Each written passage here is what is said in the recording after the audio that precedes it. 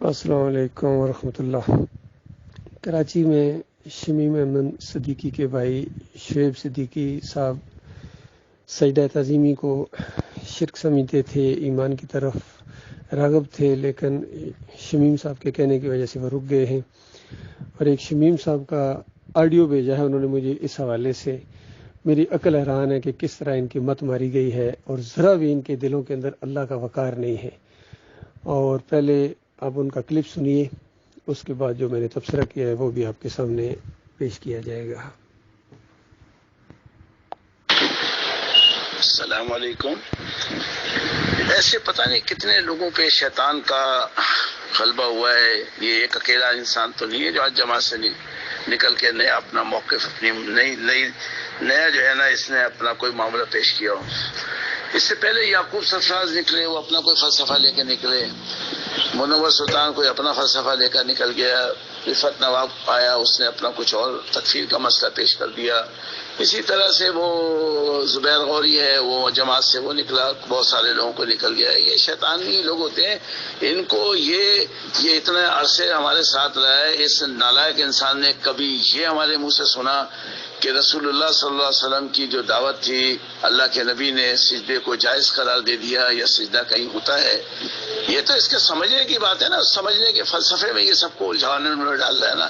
یہ کہتا ہے کہ جی اللہ کو سجدہ ہوا تھا، اور ہم اس کی آیات کو صاف انداز میں پڑھ رہے ہیں کہ وہ سب پہلی آیت کے ابتدا میں وہ بتاتے ہیں کہ اپنے والد سے کہتے ہیں، وہ بھی نبی ہیں، کہ بابا میں نے خواب دیکھا ہے کہ مجھے اس طرح سے سجدہ کیا جا رہا ہے۔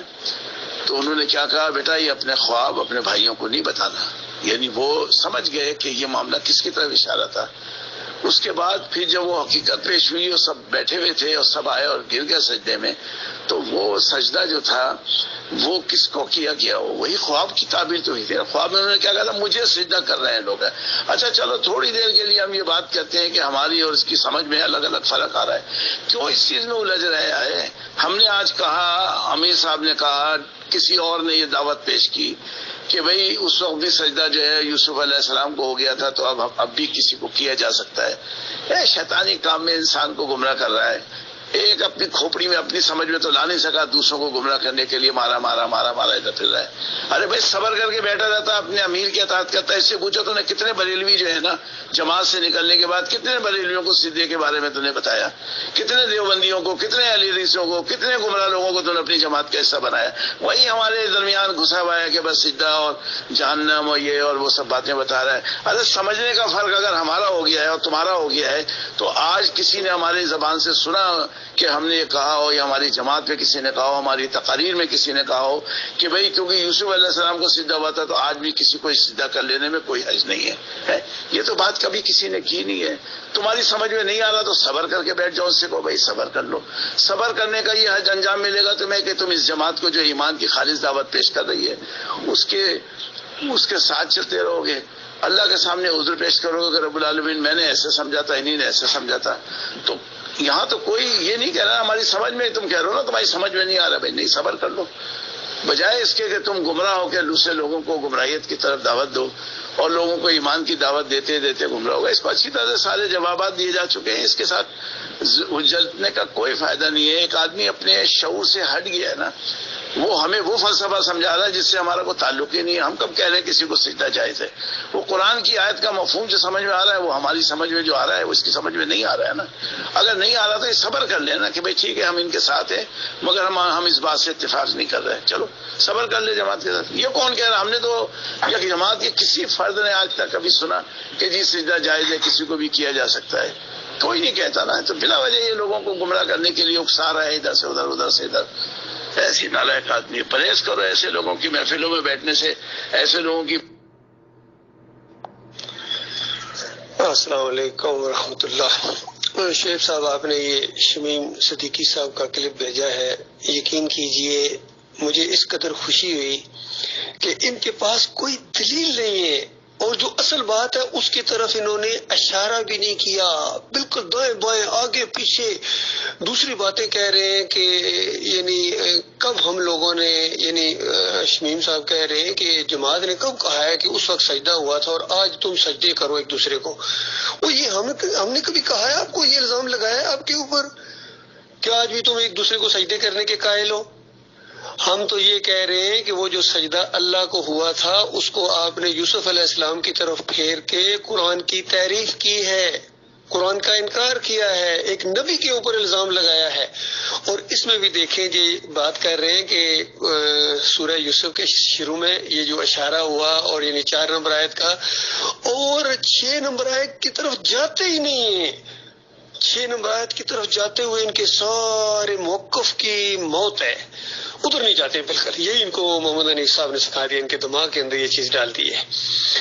اور کہتے ہیں وہ خواب میں دیکھا کہ وہ سجدے کر رہے ہیں، پھر آگے جا کے جب وہ معاملہ ہوا، وہ 6 نمبر آیت بھی تو پڑھو نا، اس کے اندر یعقوب علیہ السلام نے پوری تشریح کی ہے کہ میرے بچے یہ جو تو نے خواب دیکھا ہے، یہ کوئی سورج چاند ستارے یہاں سجدہ کرنے نہیں آ گئے تھے، خواب دیکھا۔ اس خواب کا یہ مطلب ہے کہ تجھے اللہ تعالیٰ اپنے کام کے لیے چن لے گا، یعنی نبی بنائے گا، تجھے باتوں کی تہہ تک پہنچنے کا علم دے گا، اور تیرے اوپر اس طرح اپنی رحمتوں اور برکتوں کی بارش کرے گا جس طرح ابراہیم علیہ السلام اور جس طرح اسماعیل علیہ السلام، اسحاق علیہ السلام اور یعقوب علیہ السلام کے اوپر کیے ہیں۔ اور یہ ساری باتیں حالات واقعات کے بعد ایک زبردست طریقے سے اللہ تعالیٰ نے سچی کر دکھائی، اور اس وقت سارا خاندان اللہ کے سامنے سجدہ ریز ہو گیا۔ یہ ہے قرآن کا معنی، یہ ہے مفہوم، اور یہی تشریح ہے ڈاکٹر مسعود الدین عثمانی رحمۃ اللہ علیہ کی۔ ادھر نہیں جاتے ہیں۔ اب بتاؤ ڈاکٹر صاحب کے بارے میں کیا خیال ہے؟ ڈاکٹر صاحب تو فتویٰ لگا کے گئے ہیں کہ جن کا ایمان خراب ہوتا ہے وہ اس طرح تشریح کرتے ہیں کہ یوسف علیہ السلام کو سجدہ ہوا، تو یہ یوسف علیہ السلام کو سجدہ ادھر ہی مان رہے ہیں اپنے شمیم صاحب۔ اور پھر دیکھیے ان کا ذرا فلسفہ دیکھیے، ان کا دماغ دیکھیے، ان کا ایمان دیکھیے۔ کہتے ہیں اچھا اگر وہ آپ کو سمجھ میں نہیں آیا تو جماعت کے اندر صبر کرتے اور یعنی اسی شرک کے ساتھ قائم رہتے، اور تمہاری موت آتی اور جہنم کی آگ کے اندر ان کے ساتھ جب میں اتر جاتا اس وقت ان کے دل کو سکون پہنچتا۔ مجھے تو اللہ نے بچایا ہے، اور آپ کی یہ باتیں سن کے میرا ایمان اور بڑھ گیا ہے کہ واقعی آپ لوگوں کو نہیں سمجھ آئی ہے اور آپ فریب کاری سے کام لے رہے ہیں، فریب کاری سے کام رہے ہیں۔ پیچھے شیطان ابلیس سے تم ڈوریاں کھینچی ہوئی ہیں، وہ تمہیں ادھر آنے ہی نہیں دینا چاہ رہا ہے۔ پتہ نہیں کون سے جرم تم لوگوں نے کیے، یقین کیجئے آپ کے دلوں کے اندر اللہ کا وقار ہی کوئی نہیں ہے۔ شمیم صدیقی صاحب، میں آپ کو قرآن کی وہ آیت نہ سنا دوں؟ ما لکم لا ترجون للہ وقارا وقد خلقکم اطوارا۔ اس اللہ نے تمہیں پیدا کیا ہے، اس کے لیے تمہارے دل کے اندر کوئی وقار نہیں ہے۔ کتنا اچھا رکھا اس نے تمہیں، پوری زندگی محلوں کے اندر رکھا، اتنی زیادہ تمہیں سہولتیں دیں، ایسی ایئر کنڈیشنز کے اندر رکھا، اولاد سے نوازا، اور کتنے بڑے سٹیٹس سے نوازا۔ یہ جواب دے رہے اس کو، یہ پوچھے گا ایک دن وہ کہ یہ سب کچھ تو میں نے دیا تھا حضرت صاحب، آپ نے کیا کیا تھا؟ اور پھر یعقوب علیہ السلام اور یوسف علیہ السلام کو بھی جب پوچھا جائے گا، ہاں آپ نے ایک دوسرے کو سجدے کیے تھے، اس لیے میں نے آپ کو بھیجا تھا کہ ایک دوسرے کو سجدے کرو، اس وقت وہ تو انکار کر دیں گے، اور اس وقت یہ مارے جائیں گے، اپنے ہاتھ کاٹیں گے۔ شمیم صاحب اور ان کے ساتھ چلنے والے اور محمد حنیف اپنے ہاتھ کاٹیں گے اور ایک دوسرے کے اوپر لعنتیں بھیجیں گے، اور واپسی نہیں ہے۔ اور اس کے اندر یہ بھی کہہ رہے ہیں کہ ارشد سے پوچھو کہ ان دنوں کے اندر کتنے بریلویوں کو کیا اور کتنوں تک یہ سجدہ۔ ہم تو ساری دنیا کو دعوت پہنچا رہے ہیں، ہماری دعوت تو سر عام ہے۔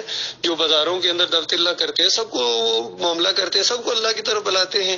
ہمارے لٹریچر کے اندر، ہماری بات چیت کے اندر، ہمارے واٹس ایپ گروپ کے اندر، یوٹیوب کے اندر کم از کم 3000 سے اوپر ہمارے ہو چکے ہیں یہ جو بیانات ہیں توحید کے، اس میں کہاں کہاں تک بات پہنچی ہے۔ باقی آپ لوگوں کے ساتھ تو صرف 5% یا 10% ہمارا معاملہ ہے۔ یاد رکھنا اللہ کی زمین بڑی وسیع ہے۔ اگر آپ لوگوں نے نمک حرامی اور غداری کا ثبوت دیا، کیا ساری نمک حرام غدار ہیں اس زمین کے اوپر؟ اللہ کے بندے بھی موجود ہیں، اور باقی ہمارا کام تھا بتا دینا بھائی۔ اور جس طریقے سے یہ انہوں نے بات کی، اس طرف آ ہی نہیں رہے کہ یہ سارا معاملہ ہوا کس طریقے سے ہے۔ یہی اندر رہتے، جماعت کے اندر رہتے، صبر کرتے، وہ شرک کے اوپر صبر کرتا میں۔ تو یہی بات اگر اہل حدیث کہے کہ بھائی آپ کیوں ادھر ادھر کرتے ہو، بس ٹھیک ہے آپ کی بات سمجھ کہ ہم اہل حدیثیت کے اندر بس صبر کر رہے ہیں، وہ یہ جانے اور ان کا کام اللہ کو ہم کہہ دیں گے، تو آپ ان کا ایمان مانیں گے؟ نہیں مانیں گے۔ بہرحال اپنی اپنی قسمت کی بات ہے، اپنے اپنے نصیب کی بات ہے. مت ان کی ماری گئی ہے اور الٹا دوسروں کو کہہ رہے ہیں الٹا چور کو تو حال کو ڈانٹے. بہرحال گواہ رہنا میرے بھائیوں، اور اللہ بھی گواہ ہے کہ ہم اس سجدے تعظیمی کے شرک سے بالکل بیزار ہیں اور اس کو شرک سمجھتے ہیں اور ان کی عقیدے کی خرابی سمجھتے ہیں اور ان کے جو ایمان کے اندر یہ خرابی ہے. یہی فتویٰ ہے مشہور عالم دین ڈاکٹر مسعود الدین عثمانی رحمۃ اللہ علیہ کا. ان کا موقف بالکل درست ہے، انہوں نے ساری یہ کی ہے. انہوں نے بھی 4 نمبر آیت کی تشریح کی ہے، 6 نمبر آیت کو بھی اس انداز سے اور 100 نمبر آیت کو بھی انہوں نے بیان کیا ہے، اور زور دے کے کہ وَخَرُّوا لَهُ سجدہ، لہو کی ضمیر اللہ کے لیے ہے، اللہ کے لیے ہے، اللہ کے سامنے سجدہ ریز ہو گئے ان مہربانیوں کی وجہ سے جو اللہ تعالیٰ نے اس خاندان کے اوپر کی.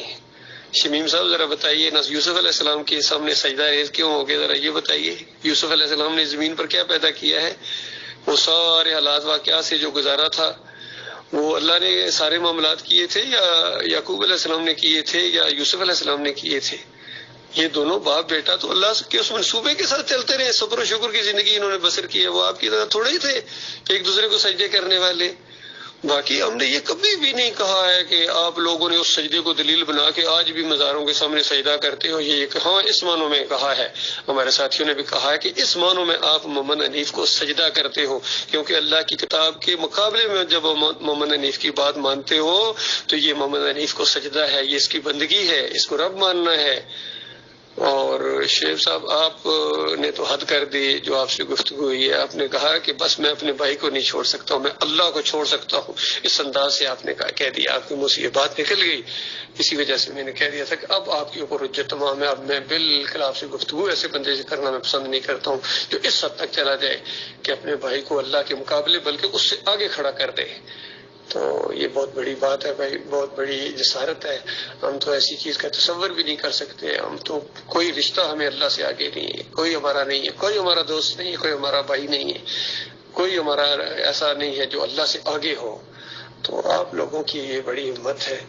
بہرحال چند دنوں کا یہ معاملہ ہے، آخر میں آپ لوگوں کے حصے میں پچھتاوا آئے گا. ابھی بھی وقت، توبہ کر لو، معافی مانگو اپنے مالک اور خالق سے، وہ معاف کر دے گا. لیکن یہ وقت گزرتا جا رہا ہے، یاد رکھیے ایک ایک لمحہ آپ کو اپنے موت کے قریب کرتا جا رہا ہے. اور اگر وہ آخری گھڑی آ گئی تو اس کے بعد کبھی واپس نہیں آ سکو گے. ہمیشہ ہمیشہ کی آگ کے اندر، خون اور پیپ کی وادیوں کے اندر اگر آپ کو محمد حنیف کے ساتھ رہنا منظور ہے تو ٹھیک ہے، خوش رہنا، وہاں مزے کرنا.